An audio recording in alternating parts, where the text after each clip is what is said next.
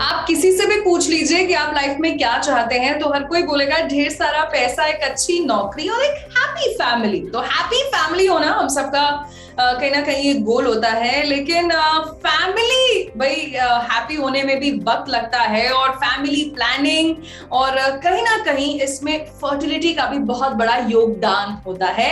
तो आज हम इसी पर चर्चा करेंगे। हमारे साथ जुड़ी है डॉक्टर मंजू जिला, जो कि एक इनफर्टिलिटी स्पेशलिस्ट है, डायरेक्टर है आईवीएफ क्लिनिक औरंगाबाद और मुंबई की, पिछले 32 सालों से प्रैक्टिस कर रही हैं। डॉक्टर मंजू, जी मनी हेल्थ शो में आपका बहुत बहुत स्वागत है। Thank you.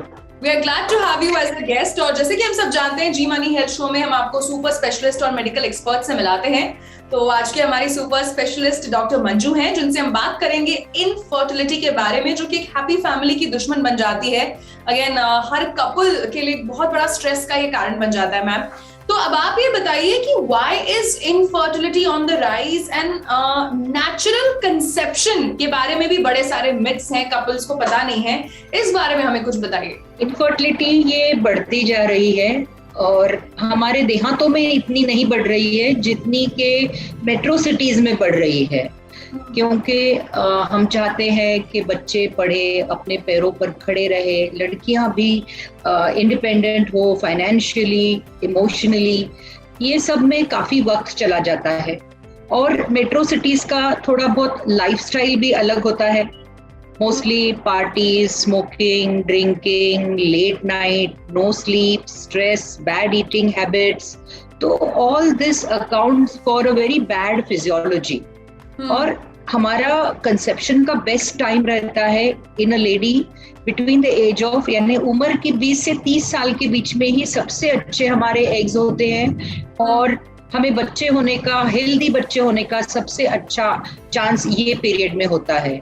अच्छा। और बहुत बार यही समय हमारा पढ़ाई और करियर में चला जाता है, इसलिए बहुत बार मेट्रो सिटीज में हेल्दी लोगों को भी डिले होने की वजह से बच्चे नहीं होते हैं। इसके अलावा जो है स्ट्रेस भी बहुत सारा होता है सिटीज में। लाइफ की डिमांड्स ज्यादा होती है, घर चाहिए, अच्छी नौकरी चाहिए, फैमिली स्ट्रेस होता है, छोटे घर होते हैं, फिर कभी कभी इंटरपर्सनल स्ट्रेस होता है, कभी वर्क प्लेस स्ट्रेस होता है। All this works specially more on a women's mind, and उसकी वजह से कपल्स में इनफर्टिलिटी का प्रॉब्लम मेट्रो सिटीज में ज्यादा दिखाई देता है। अच्छा, एंड मैम आपने इनफर्टिलिटी की बात की, और अगेन बिकॉज डॉक्टर्स भी कई बार कपल्स को एडवाइस करते हैं during the time of ovulation कि अभी फर्टिलिटी अच्छी है and you should maintain a sexual contact, and obviously कई सारी बातें हैं, लेकिन लोगों को सही जानकारी नहीं है। तो इसके बारे में भी कुछ बताइए। अभी क्या होता है कि औरत की फर्टिलिटी काफी कम होती है पुरुष की फर्टिलिटी के हिसाब से। जैसे कि मेल यानी पुरुष जो है एक दिन में 40 मिलियन स्पर्म्स तैयार करते हैं डेली, एवरी डे। हालांकि औरत के ओवरी में से एक ही अंडा निकलता है, वो भी उसके माहवारी के 14 दिन पहले। जैसे कि कोई औरत की माहवारी 30 दिन में आती है तो उसका अंडा 16वें दिन निकलेगा। अगर उसकी माहवारी 28 डेज की है तो उसका जो है एग ये 14वें दिन में बाहर आएगा। तो उसके माहवारी के और ये अंडा बाहर आने के बाद उसके गर्भ थैली के नली में जाता है, और वहां पर वो 4 से 6 घंटे ही रहता है। अगर उस टाइम में स्पर्म्स आते हैं वहां पर तो वो अंडा फर्टिलाइज हो जाएगा, और अगर स्पर्म्स नहीं आते हैं तो वो पूरा महीना उसका वेस्ट चला जाता है। तो अगर कपल्स शादी के बाद ट्राई कर रहे होंगे प्रेगनेंसी के लिए, तो वाइफ की जो पीरियड की साइकिल है वो कितने दिन की है ये देखना चाहिए।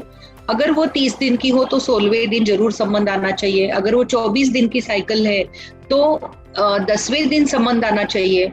माहवारी के 14 दिन पहले अंडा फूटता है, ये ध्यान में रखते हुए संबंध आना चाहिए। और जिनके पीरियड्स रेगुलर नहीं है तो उनका शायद ओव्यूलेशन नहीं होता है, उन्होंने डॉक्टर की हेल्प लेकर अपनी ओवरी कैसी है देखकर, ओव्यूलेशन की दवाई खाकर ओव्यूलेशन सोनोग्राफी पे देख के इंटरकोर्स करना चाहिए।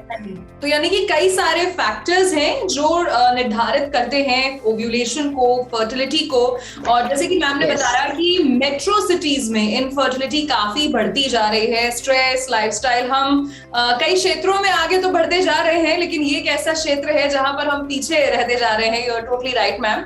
अच्छा, एक और चीज अब हम आपसे जानना चाहते हैं, हमारा दूसरा सवाल कि What are the common causes of infertility and how do we deal with them? अब हमें प्रॉब्लम तो पता चल गई, लेकिन अब हम सोल्यूशन भी चाहते हैं कि यानी जो ये हमारे पास आते हैं इनफर्टिलिटी के, बच्चा नहीं हो रहा है ये रीजन लेके, तो हम लोग ये कारणों को डिवाइड कर सकते हैं। औरतों में जो कारण होते हैं वो, और पुरुषों में जो कारण होते हैं। और एक ग्रुप ऐसा होता है कि कहीं पर भी कारण नहीं मिलता है और फिर भी वो कपल इनफर्टाइल होता है। औरतों में कॉमन, यानी वाइफ में जो कॉमन चीजें मिलते हैं वो है कि ओव्यूलेटरी डिस्टर्बेंस, यानी महीने में ओवरी में से अंडा बाहर निकलता नहीं है। ऐसे ये जो प्रॉब्लम्स होते हैं ये तीन तरीके होते हैं। जैसे कि कोई लेडीज में अंडे की थैली में बहुत ज्यादा अंडे होते हैं, इनको हम पॉलिसिस्टिक ओवरी वाली विमेन बोलते हैं। ये जरा मोटे से होते हैं, उनके चेहरे पर बाल होते हैं, मेल पुरुष के जैसे बाल उनके शरीर पे दिखते हैं, पेट जरा सा बड़ा होता है और उनको रेगुलर पीरियड नहीं आता है। हालांकि इनके पास अंडे बहुत होते हैं लेकिन एक अंडा बढ़ के फूटता नहीं है, इनको बोलते हैं पॉलिसिस्टिक ओवेरियन सिंड्रोम। और ये सिटीज में बहुत ज्यादा दिखता है। हमारी जो ईटिंग हैबिट्स है, लैक ऑफ एक्सरसाइज है, लैक ऑफ स्लीप है, इससे PCOS syndrome is going on the rise in metro cities. दूसरा है कि लेट मैरिजेस होने की वजह से या टू मच स्ट्रेस होने की वजह से कभी कभी ओवरीज में के एग्स खत्म हो जाते हैं या डिस्ट्रॉय हो जाते हैं। कभी कभी कैंसर कीमोथेरेपी लेने की वजह से भी ओवरी में के एग्स कम या हो जाते हैं या डिस्ट्रॉय हो जाते हैं। इनको हम ओवेरियन फेलियर बोलते हैं और इन्होंने अपनी फर्टिलिटी पर ध्यान देकर जल्दी से जल्दी प्रेगनेंसी रहने देना चाहिए, और अगर नहीं हो रहा है तो एग्स फ्रीज करना चाहिए। और तीसरा है कि हमारे ब्रेन में से जो हार्मोन्स निकलते हैं अंडा बढ़ाने के और अंडा फोड़ने के, कभी कभी स्ट्रेस की वजह से वो कम हो जाते हैं और ये लोगों को भी थोड़ा ओव्यूलेशन में हेल्प लगता है। तो ये हो गए स्त्री के ओव्यूलेशन के प्रॉब्लम्स। कभी कभी कुछ स्त्रियों में इन्फेक्शंस हो जाते हैं और उनके जो ट्यूब्स होते हैं, फैलोपियन ट्यूब्स या गर्भ नलिका जो बोलते हैं, वो बंद हो जाते हैं या कभी कभी इन्फेक्शन से उसमें कुछ पानी भर जाता है। और ये लोगों के लिए तो अगर कभी समझो सेक्सुअल लाइफ में पेन होने लगा, वाइट डिस्चार्ज होने लगा, फीवर होने लगा, तो इसका एंटीबायोटिक से जल्दी इलाज करना चाहिए। बहुत बार इलाज टाइम पर नहीं होने की वजह से ट्यूब्स बंद हो जाती है और इन लोगों को नेचुरल कंसेप्शन कभी नहीं होता है, इनको टेस्ट ट्यूब बेबी ही करना पड़ता है। और जो लास्ट ग्रुप है जो कि यूट्रस के अंदर का हिस्सा खराब हो जाता है, कभी एबॉर्शन करने की वजह से, कभी ट्यूबरकुलोसिस टाइप ऑफ डिसीज की वजह से, या कभी कभी एडिनोमायोसिस, एंडोमेट्रियोसिस नाम के अलग अलग डिसीजेस होते हैं, जो जहां पर हमारा हमल 9 महीने बढ़ता है गर्भ की थैली में, वो अंदर से अगर खराब हो गई तो भी ये पेशेंट्स में खुद का हमल नहीं रह सकता है। और अगर ये ज्यादा ही खराब हो तो हमें सरोगेसी जैसी ट्रीटमेंट पर डिपेंड करना पड़ता है, यानी अपना बच्चा किसी और के पेट में बढ़ाना पड़ता है।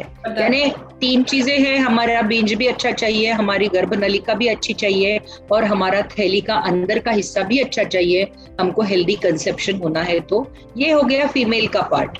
और मेल का पार्ट है कि स्पर्म्स अच्छे रहे, he should take part in sexual activity, यानी उसके हार्मोन्स सही रहना चाहिए, इंटरकोर्स में वो पार्ट लेने में सक्षम रहना चाहिए। और जो सीमेन होता है उसमें स्पर्म की quantity, quality, count, motility, morphology सब सही चाहिए, उसमें इन्फेक्शन नहीं चाहिए। कुछ पुरुष ऐसे होते हैं जिनके सीमेन में स्पर्म्स होते ही नहीं, तो इसमें ऐसा होता है कि टेस्टिस में बंद रहे लेकिन बाहर नहीं आ रहे हैं, रास्ता बंद होने की वजह से, कुछ इन्फेक्शंस की वजह से उनके जो वास डिफरेंस होते हैं वो बंद हो जाते हैं और स्पर्म्स बाहर नहीं आते हैं। और कुछ लोग ऐसे होते हैं कि कुछ उनके जेनेटिक प्रॉब्लम्स की वजह से उनके टेस्टिस में ही स्पर्म्स तैयार नहीं होते हैं। अब इन लोगों को तो डोनर स्पर्म के सिवाय कोई चारा नहीं होता है, इनको तो डोनर स्पर्म्स ही यूज करना पड़ता है। और जो लास्ट ग्रुप है कि अनएक्सप्लेन्ड, हमें अभी भी ह्यूमन फर्टिलिटी या पूरी संसार में कोई एनिमल की भी फर्टिलिटी का रहस्य संपूर्ण समझा नहीं है। ये जो गर्भ रहता है ये फॉरेन टिश्यू है मदर के यूट्रस के लिए, फिर भी वो उसको अलाउ करती है 9 महीने का बच्चा बनने तक अपने पेट में बढ़ाती है। तो जो इम्यून रिजेक्शंस है, जो माइनर मॉलिक्यूलर प्रॉब्लम्स जो यूट्रस के अंदर हो सकते हैं, वो आज तक किसी को पता नहीं है। तो यहाँ पर हम इनको अनएक्सप्लेन्ड इनफर्टिलिटी के ग्रुप में क्लासिफाई करते हैं और उनके ऊपर अलग अलग टाइप के ट्रीटमेंट्स, इन्वेस्टिगेशंस करते हैं। तो ये ओवरऑल हो गया इनफर्टिलिटी के कारण। आपने हमें बड़े अच्छे से हमें इनफर्टिलिटी के कारण बताए और समझाया हमें कि क्या क्या फैक्टर्स भी रिस्पॉन्सिबल हैं।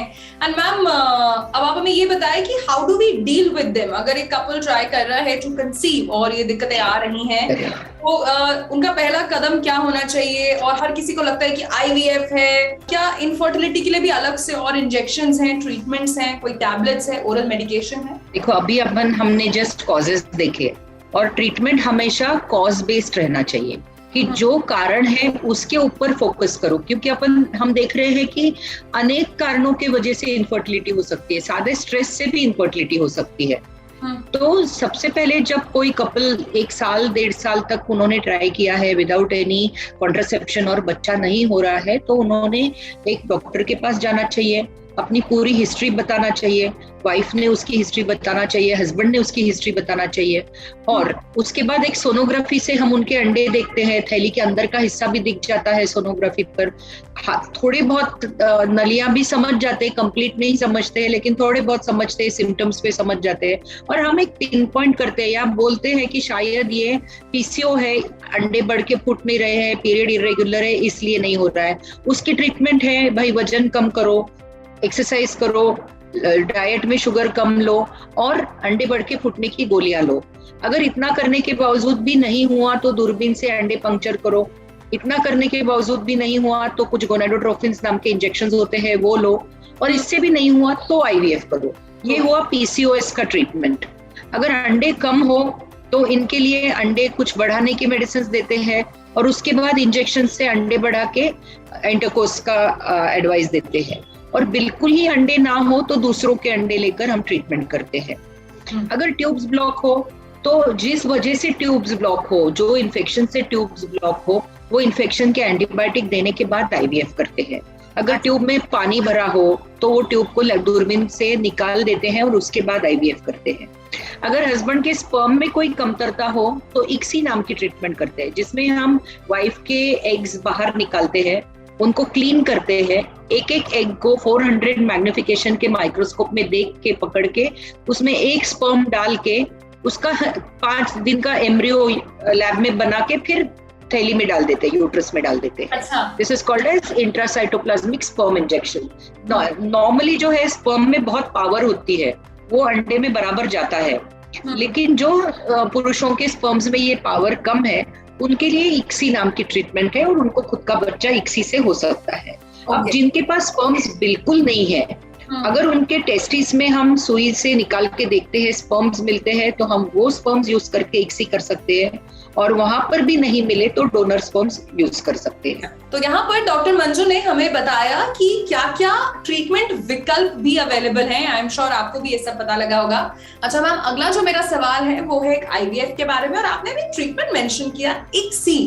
तो दोनों में क्या फर्क है और दोनों किसको कराने चाहिए ये भी हमें बताइए। यहाँ पर स्पर्म्स बिल्कुल अच्छे हैं और हमें शरीर के बाहर हमल तैयार करना है।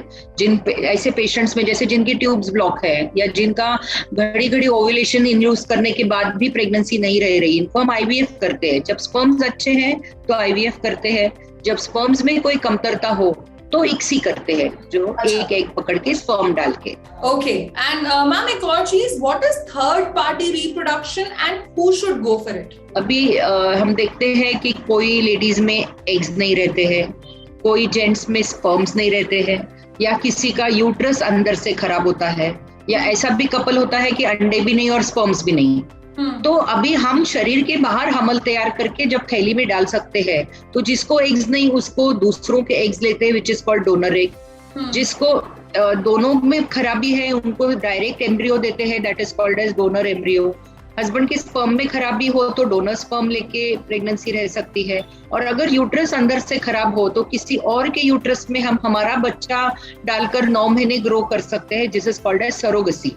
Okay, So all this donor egg, donor is a embryo, part of third party reproduction, yes. Okay. जिनका हाँ. तो थर्ड पार्टी रिप्रोडक्शन कितने परसेंटेज कपल्स को इसकी जरूरत पड़ती है? Genuinely very low percentage, but nowadays it has become a fashion to just not become pregnant and ask someone else to become pregnant for you. But thanks to the government, a law has come that you cannot do such things now. Only the genuine women, like जिनको genital TB है, lining बिल्कुल खराब हो गई, या ऐसा कोई disease है जिसकी वजह से वो प्रेग्नेंट नहीं हो सकती, उनके लिए ही अभी सरोगेसी होगी. एंड मैम आपने बड़े अच्छे से हमें समझाया, very useful information, because again women कहीं ना कहीं बहुत स्ट्रेस में होती हैं, because having a baby is somehow considered to be a part of being a mother and embrace motherhood. और वो कहते हैं ना, औरत का जीवन संपूर्ण ही तभी माना जाता है, भले ही वो किसी भी क्षेत्र में आगे हो, नंबर 1 हो. तो आपने बड़े अच्छे से सारे मिथ्स क्लियर किए, ट्रीटमेंट ऑप्शंस भी बताए. अब जाते जाते आपका कोई message to all the married couples who want to become parents? Yeah, my couple to the society is, if you want to become parents, start soon. Career तो life long चलते रहेगा, अपनी रिप्रोडक्टिव लाइफ टाइम में चालू करो, healthy habits रखो, जैसे eat good food, have a regular habit of exercise, de-stressing, and have your first child within 20 to 30 years of age, because those are the best eggs which you will be giving to your child. और ultimately हमारा सबका दुनिया में एक ही काम है कि हमारे डीएनए टाइम में आगे लेके जाना. We are all going to die, but then our next generation should be healthy and happy. बस और vices में मत जाओ. Don't go into modernity. Don't go into drugs and smoking and drinking and all this. This is not the way to de-stress yourself. The way to de-stress yourself is through exercise, diet, sleep, and meditation. Go for those things rather than the other things which money can bring you. Very rightly said, and it was a lovely session. आपके साथ बहुत मजा आया interview करके, because आपने बड़े अच्छे से हमें समझाया. सो जी मनी की तरफ से आपको बहुत बहुत thank you so much doctor Manju. आप जी मनी हेल्थ शो में जुड़ी, सभी कपल्स को, सभी यंग लोगों को आपने बड़ी अच्छी सलाह दी आज. Thanks a lot. Thanks to G Money. I appreciate them for taking this effort to make the society enlightened about their little problems, health problems. Thanks a lot. Thank you so much. So ये थी doctor Manju, जिन्होंने आज हमें बताया infertility के बारे में. कई सारी चीजें आपको भी नहीं पता थी ना, अब जरूर पता लग गई होंगी. तो स्ट्रेस की कोई बात नहीं है, चिंता की कोई बात नहीं है. अगर कोई समस्या आ रही है कंसेप्शन में, तो एक इनफर्टिलिटी स्पेशलिस्ट को आप जरूर कंसल्ट कर सकते हैं. जिंदगी से तनाव को दूर रखें, बिकॉज तनाव हर बीमारी का दुश्मन है और ये दुश्मनी जिंदगी से अच्छी नहीं. ऑन दैट नोट, मैं नेहा बजाज आपसे लेती हूँ इजाजत. आपसे मिलूंगी नए वीडियो में नए सुपर स्पेशलिस्ट मेडिकल एक्सपर्ट के साथ. टिल दिन अपनी सेहत का ख्याल रखिए, स्वस्थ रहिए, मस्त रहिए और देखते रहिए जी मनी हेल्थ शो, क्योंकि अच्छी सेहत हमारा